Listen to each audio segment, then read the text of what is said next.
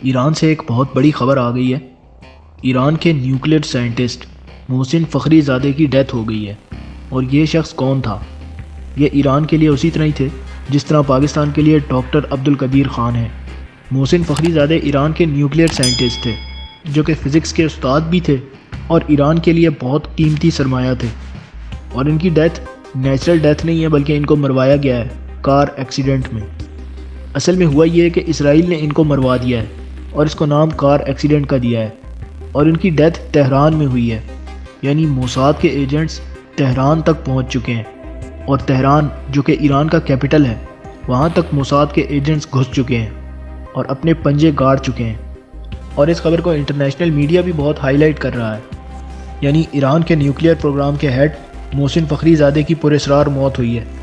اس حوالے سے ایران کے فارن منسٹر جواد ظریف کہتے ہیں کہ ہم اسرائیل سے بدلہ ضرور لیں گے، اور انہوں نے صرف اسرائیل کا نام نہیں لیا بلکہ ساتھ میں امریکہ کا بھی نام لیا ہے، کیونکہ ایران کی لڑائی امریکہ اور اسرائیل دونوں کے ساتھ ہے، اور عرب ممالک بھی ایران کو تنگ کر رہے ہیں۔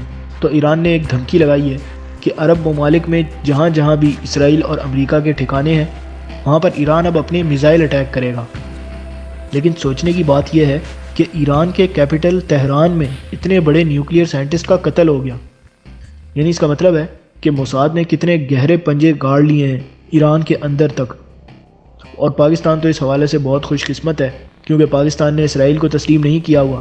اگر پاکستان نے بھی کیا ہوتا تو سفارتی تعلقات پاکستان کے بھی ہوتے اور اسرائیلی پاکستان میں بھی آتے جاتے رہتے اور بہت سے جاسوس ان میں گھس جاتے اور پتہ بھی نہ چلتا۔ اسرائیل کی ایجنسی موساد ایک بہت خطرناک اور چالاک خفیہ ایجنسی ہے۔ اس کے لوگ بہت شاطر ہوتے ہیں، اور اس کی ایک مثال سامنے آ بھی گئی کہ ایران کے کیپٹل تہران میں اسرائیل نے وہی کیا جو وہ چاہتا تھا۔ حالانکہ ایران اپنے اس نیوکلیئر سائنٹسٹ کو بہت سخت سیکیورٹی میں رکھتا تھا، اس کے باوجود ان کا قتل کروا دیا گیا اور نام اس کو کار ایکسیڈنٹ دیا گیا۔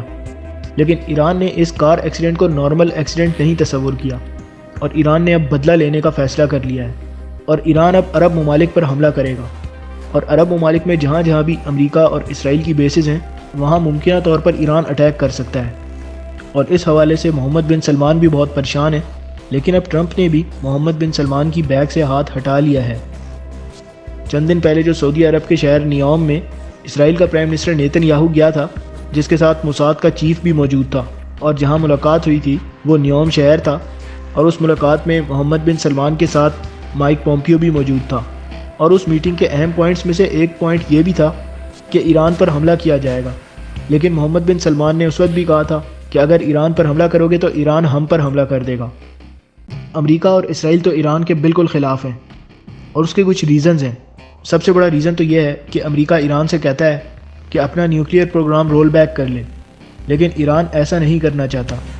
تو ایسی صورت میں اسرائیل نے ایک ایسا قدم اٹھایا کہ نیوکلیئر سائنٹسٹ کا ہی قتل کروا دیا، جو ایران کا ایک بڑا جوہری سائنٹسٹ تھا، یعنی نہ رہے گا بانس نہ بجے گی بانسری۔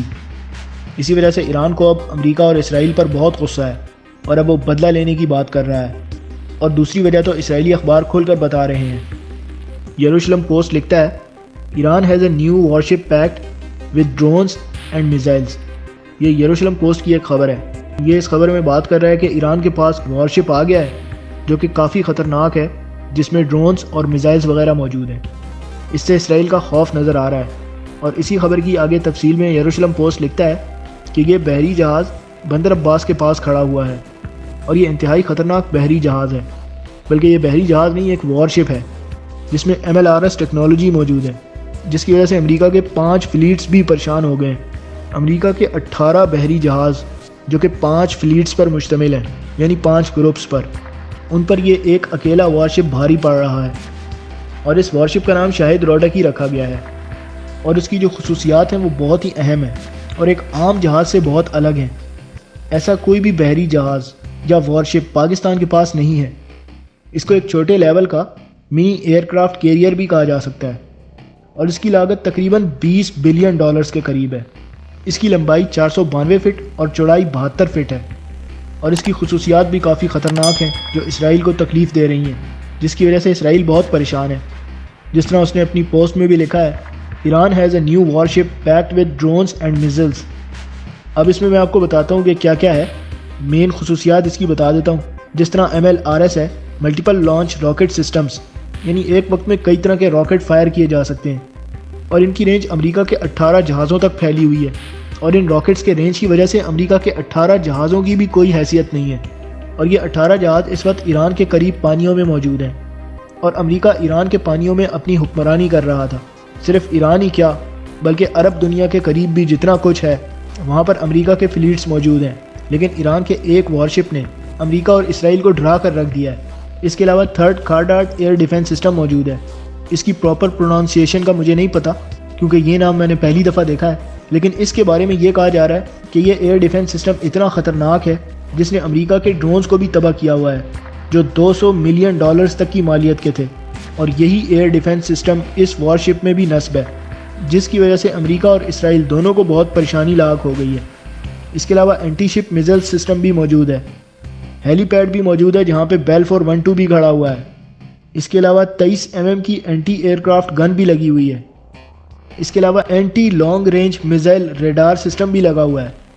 یہ وہ ساری خصوصیات ہیں جو ایک وارشپ میں موجود ہیں، اور اس ایک وارشپ نے امریکہ اور اسرائیل کو اس خطے میں ہلا کر رکھ دیا ہے۔ اب میں آپ کو بتاتا ہوں کہ اصل وجہ کیا ہے کہ امریکہ اور اسرائیل کو اس خطے میں اتنی پریشانی کیوں لاحق ہو گئی ہے۔ اصل میں عرب دنیا کے پاس سارا تیل ہے، اور عرب دنیا کا سارا تیل پانی کے راستے سے جاتا ہے، اور یہ جو آپ میپ میں دیکھ رہے ہیں کرو سا نظر آ رہا ہے، اس کو کہتے ہیں اسٹریٹس آف ہارموز، اور یہ انتہائی امپورٹنٹ جگہ ہے، اور یہ جگہ اتنی کم ہے کہ صرف 29 کلومیٹر تک کی ہے، اور اگر یہاں پر ایران اسی وارشپ کو کھڑا کرتا ہے تو یہاں سے عرب ممالک اپنا تیل نہیں لے کر جا سکیں گے، اور اگر لے کر جائیں گے بھی تو ایران کی مرضی سے۔ اور اسی سے تھوڑا سا آگے پاکستان کا گوادر پورٹ ہے۔ یہ وہ سارا علاقہ ہے جو بہت ہی امپورٹنٹ علاقہ ہے، لیکن اصل جو گردن ہے وہ اس وقت ایران کے پاس آ گئی ہے، یعنی اس کو ویک پوائنٹ کہہ سکتے ہیں، اور ایران نے اس کو کنٹرول کر لیا ہے، کیونکہ عرب دنیا کے پاس اس طرح کے ہتھیار نہیں ہے۔ تیل موجود ہے لیکن حالت یہ ہے کہ تیل کی حفاظت عرب دنیا نہیں کر سکتی، اور امریکہ اور اسرائیل عرب کے تیل کی وجہ سے اس کو اہمیت دے رہے ہیں۔ پاکستان کی گوادر پورٹ ایک بہت ہی اہم پوائنٹ ہے۔ عرب ممالک سے تیل آئے گا اور اس کو گزرنا پڑے گا اسٹریٹس آف ہارموز سے، اور اگر وہ پاکستان کے راستے جاتا ہے تو اس کا پاکستان کو بھی فائدہ ہوگا، لیکن اگر وہ پانیوں کے راستے جاتا ہے تو وہ کافی لمبا راستہ پڑے گا، اور اسی وجہ سے چائنا اور پاکستان نے سی پیک بنایا ہے، اور آج دنیا کی نظر میں سی پیک کھٹک رہا ہے، اور بھارت کو تو کسی صورت بھی سی پیک ہضم ہی نہیں ہو رہا، اور اسی سی پیک کے مقابلے میں بھارت نے چابہار پورٹ بنانے کی کوشش کی تھی ایران میں، اور بھارت کا منصوبہ تھا کہ پاکستان کے سی پیک منصوبے کو ناکام بنایا جائے اور چابہار کے ذریعے ڈائریکٹ مال افغانستان تک لے جایا جائے، اور ایک پورا ٹریک جو ایران سے گزرتا ہوا افغانستان تک جانا تھا۔ اور یہ تو اب پرانی بات ہو گئی جب امریکہ کا کنٹرول ہوتا تھا افغانستان میں، اب تو امریکہ بھاگنا چاہ رہا ہے، اور بھارت کو اب کچھ سمجھ نہیں آ رہی کہ وہ کہاں جائے، کیونکہ ایران نے تو بھارت کو اس پروجیکٹ سے نکال دیا ہے۔ اگر چابہار پورٹ بن گئی تو پاکستان کو واقعی بہت نقصان ہونا تھا۔ یہ وہ سارا علاقہ ہے جو تجارتی لحاظ سے بہت ہی امپورٹنٹ ہے، اور ایک بار اگر پاکستان کی گوادر پورٹ مکمل طور پر آپریشنل ہو گئی تو پھر انشاءاللہ بہت جلد پاکستان ترقی یافتہ ملک بن جائے گا، اور اب انشاءاللہ وہ وقت آنے والا ہے۔